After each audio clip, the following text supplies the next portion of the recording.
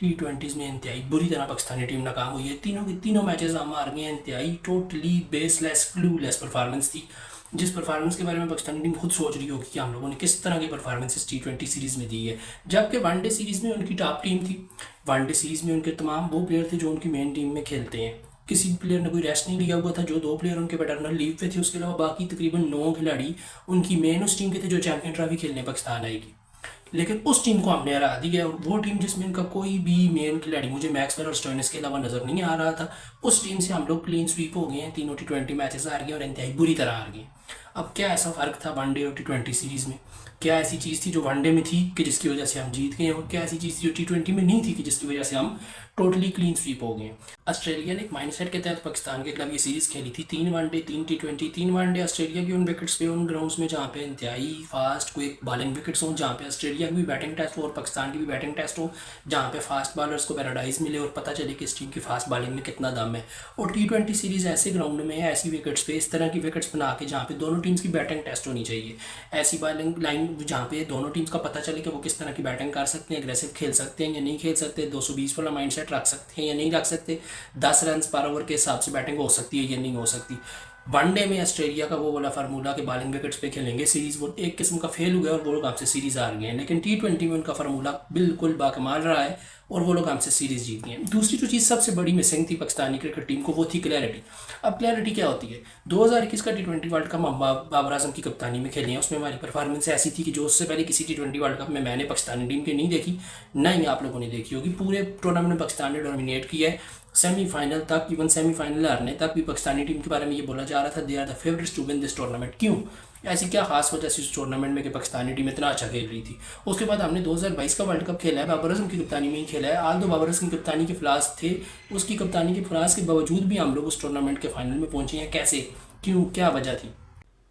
उन 2 T20 world cups में और इस 2024 वाले T20 वर्ल्ड कप में फ़र्क क्या था कि वहाँ पे पाकिस्तानी टीम की परफॉर्मेंस इतनी अच्छी थी, और यहाँ पे परफॉर्मेंस को क्या हो गया था कि हम लोग अमेरिका से भी मैच हार गए थे और हम वर्ल्ड कप के पहले राउंड में आउट हो गए थे। वो थी क्लैरिटी। क्लैरिटी क्या होती है?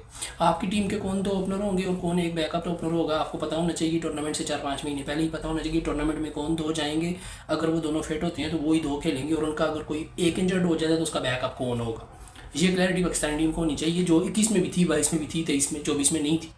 21 में हमें पता था बाबर और रिजवान ही ओपनिंग करेंगे। टारगेट 100 हो, टारगेट 120 हो, टारगेट 200 या टारगेट 250 हो, हमने बाबर और रिजवान को ही ओपनिंग के लिए भेजना है और उन दोनों से ही हमने ओपनिंग करवा के ये वाला मैच जितवाना है।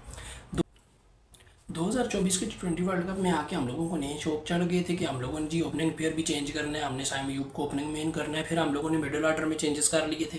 2 रिटायर्ड प्लेयर्स को हम लोग वापस ले आए थे। एक खिलाड़ी जो पाकिस्तान को खेलने से इनकार कर चुका था, उसको हम टीम में ले आए। अब जब उन 3 को लेके आए तो उन 3 को कहीं ना कहीं एडजस्ट करना भी लाजमी था कि जी रिटायरमेंट से भी वापस बुलाया और अब खिलाया भी नहीं है। अब उनको एडजस्ट करेंगे तो कहाँ एडजस्ट करेंगे? हमारा मिडिल ऑर्डर क्या होगा कुछ पता ही नहीं था। हमारा एक बॉलर शादाब खान, जिससे बॉलिंग नहीं हो रही थी, उसको विकेटें नहीं मिल रही थी, हम उसको फिर भी टीम में रखा हुआ था। हम उसको एज अ बैट्समैन खिला रहे थे, जबकि हम सबको पता था उसकी जगह एक प्रॉपर बैट्समैन भी खेल सकते हैं। हमारा फिनिशर कौन होगा? रोज़ हमारा फिनिशर चेंज हो रहा था। हमारी बॉलिंग लाइनअप कौन सी होगी? हमारी बॉलिंग लाइनअप का भी हमें नहीं पता था, और उसका आपने चेक किया था, पाकिस्तानी टीम का कबाड़ा हो गया था T20 वर्ल्ड कप 2024 में। वही मामला, वही मसला, वही प्रॉब्लम, वही इशूज़ अभी इस 2024 की ऑस्ट्रेलिया T20 सीरीज़ में भी नजर आ रहे थे। वही तमाम प्रॉब्लम्स थे जिसकी वजह से पाकिस्तानी क्रिकेट टीम का ये हाल हो गया कि हम लोग क्लीन स्वीप हो गए हैं ऑस्ट्रेलिया से। क्या इशूज़ थे? सबसे बड़ा मसला, प्रॉब्लम वही जी, हमारा ओपनिंग पेयर क्या होगा और हमारा वन डाउन कौन होगा।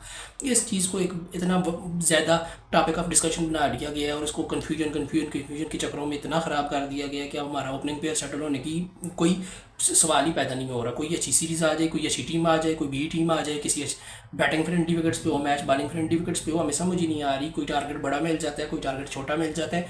हमें नहीं पता कि हमारा ओपनर कौन होगा और हमारा वन डाउन कौन होगा। रोज़ हम नया फार्मूला अप्लाई कर रहे हैं, रोज़ हम नया ओपनिंग पेयर भेज रहे हैं, रोज़ हम नया वन डाउन पे प्लेयर भेज रहे हैं, और कोई किसी किस्म की क्लैरिटी नहीं है। और उस वजह से क्या होता है, हमारा पावर प्ले पूरे का पूरा वेस्ट होता जा रहा है। या पावर प्ले वेस्ट हो जाता है, या पावर प्ले में 3-4 खिलाड़ी बुक हो जाते हैं, या 3-4 विकेटें गिर जाती हैं, या पावर प्ले वेस्ट हो जाता है। क्यों जी? पता ही नहीं है कौन ओपनिंग करेगा, कौन वन डाउन होगा। उसके बाद सेम मिडिल ऑर्डर के इशू, किसी का बैटिंग नंबर कन्फर्म ही नहीं है। कभी किसी को ऊपर भेज रहे हैं, कभी किसी को नीचे भेज रहे हैं।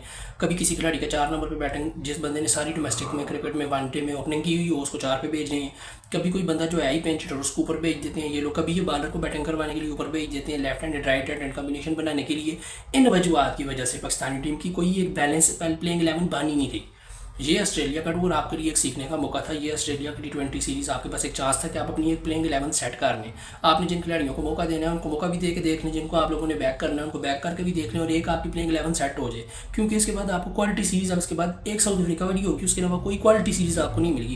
क्वालिटी सीरीज जिसमें आपको क्वालिटी विकेट्स मिलें, जहाँ पे आपकी बैटिंग, बॉलिंग, फील्डिंग, आपकी गेम प्ले टेस्ट हो, ऐसी आपको कोई उसके बाद और सीरीज़ नहीं मिलनी थी। Pakistan versus Australia, Pakistan versus south Africa, और हमने इस अपॉर्चुनिटी को टोटली वेस्ट किया है। इस तमाम मामला, तमाम टेंशन, तमाम परेशानियाँ एज इट इज़ हैं।